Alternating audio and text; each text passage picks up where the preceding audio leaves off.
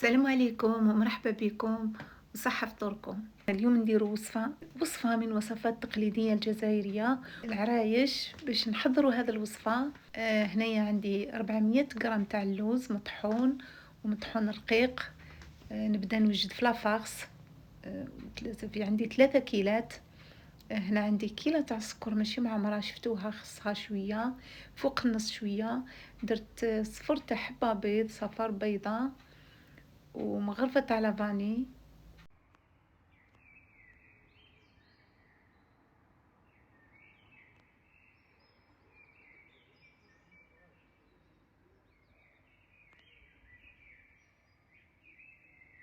فوالا نربيه قبالة في هذيك العقدة باش هكذا يزيد يعطينا نكهة اكثر. هنا مغرفة تاع زبدة ونبدا نبدا نعجن في هذيك العقدة.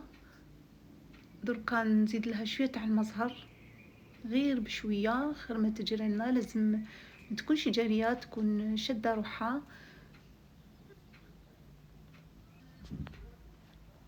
على هكذا ونعجنو، لازم نعجنوها مليح باش هذاك السكر السكر هذاك يذوب. غطيتها وخليتها تريح.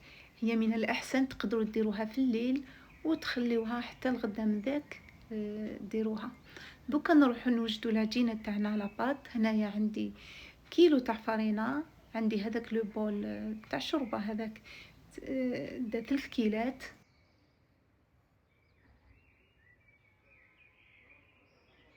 عندي كيلة سمن ذايبة وباردة، زدت غير شوية، خليت تكملتها بالزيت. هنا عندي الملح ومغرفة تاع لافاني.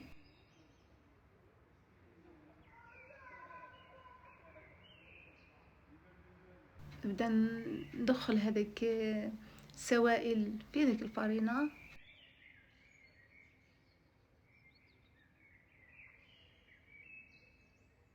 فوالا كيفاه ولات.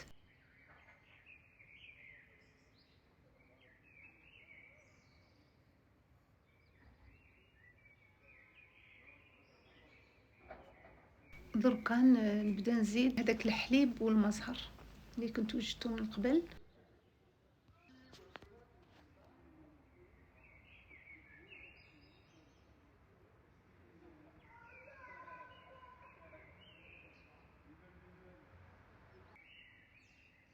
فوالا شوفوا العجينه كي ديروا لها هكذا تشوفوها ماشي مفلقه، العجينه راهي مليحه.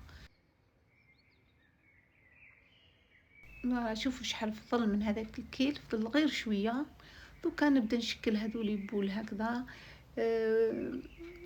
بالميزان ديروهم 35 غرام. انايا في الحق موالفه نديرهم هكذاك بلا ميزان.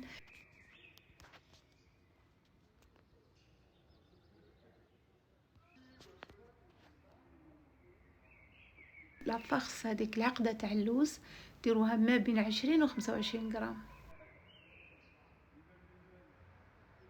تقدروا تستعملوا الرولو هذا ولا ديروا بيدكم. نشدوا العقدة نفورميو انتي، وبعد نديروه فوق هذيك العجينة ونشدو هكذا ونوسوه مليح هكذا باش هذاك اللوز يدخل كامل في الكوطي، ونقلبوا الحبة ونبداو نطلعوا فيها هكذا. طلعوا بشويه، لازم تجي طالعه الحبه. فوالا هكذا الشكل تاعها. دوكا نزيد معاكم واحده اخرى. فوالا هنايا غير بيدي نشدو هذيك العقده نديروها سو فورم دانتي ونجبدوها مليح حتى للطرف باش هكذا هذوك الكرون يجيو كامل معمرين باللوز، ما يجوش فارغين. ونبدا نغلقها كامل ملي كوطي، نقلبها ونبدا نطلع هكا في الوسط بصبعتيا، نطلع ونخدمها. من ذكرنا نغلطوا في ذوك الكرون ندوروهم لوتر سونس. هنايا راني دايره كميه كبيره، نخدمهم كامل ومن بعد نعاود نولي ليهم. نبدا نفورمي فيهم باش نسقمهم، باش هكذا تجيني سهله كما راكم تشوفوا. غير باش نوريلكم تقدروا تخدموهم كامل هكذا ومن بعد توليو عندهم باش تسقموهم.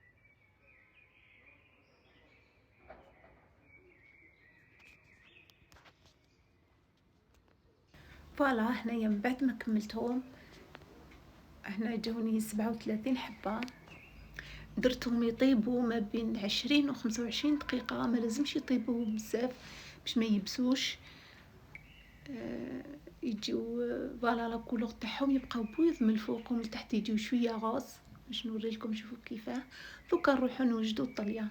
انا هنا عندي نص كيس تاع القارص، عندي نص كيس تاع الحليب ونص كيس تاع الزيت، وعندي هنايا شويه مزهر هكذاك بخي. درت خلط كامل هذو السوائل وبديت ندير في سكر كلاص، ندير ونخلط حتى وين نشوف القوام تاع السكر كلاص كيفاه يجي. لازم تكون ثقيله هذه الطليه، لازمش تكون جاريه باسكو يولي يبان لكم الكاطو. هنا درت لا كولور، ديروا هكا شويه ونخلطوا مليح ونزيدوا حتى وين نشوفوا لا كولور اللي نحوسوا عليها كيما هكذا. وهكذا نوري لكم كيفاه نبدا نطلي فيه. نشد الحبه نحطها هكذا ونحط فوقها الطليه. شوفوا كيش راني نطلي فيه. ولا كاين هاد الطريقه اللي تشدوا الحبه تدحيوها كامل داخل في الطليه. العرايش تاعكم يتكسروا، وانا درت هكذا تكسروا لي 2 حبات، وما تكملت درت على الكف تاع اليد وكملت كامل طليتهم. والحبه غير ديروا لها الطليه، ولا باش ديروا لها هذاك العقيق التزيين ديروه لها فم قبل ما تنشف، ومن بعد يولي ما يلصقش فيها. ومن بعد هنايا كي نشفوا دوكا نجيب موس نحل كامل هذوك الطرف الزايدين، هاهم العرايش تاعنا. من بعد نوجدوا وهما في نهار ديجا راهم نشفوا. والتزيين يبقى اختياري، تزينوهم باش تحبوا. انا درتهم هكذا سامبل. نقسم معكم حبه، انا هذه حبه اللي تكسرت لي نوريها لكم. شوفوا كيفاه جات من الداخل. شوفوا هذيك لا فارس. نتمنى نتلاقاو في وصفات واحده اخرين ان شاء الله. والسلام عليكم وصحة فطوركم.